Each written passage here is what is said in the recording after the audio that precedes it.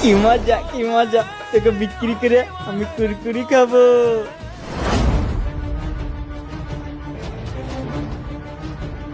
আরে কবুতরটা বেশ ভালোই তো রে, পালাচ্ছে না।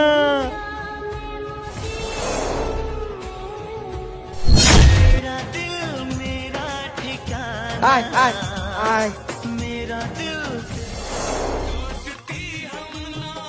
কিরে তুই পালাচ্ছিস কিনা? আমার কাছে থাকলে তোকে বুট খাওয়াবো, বুট।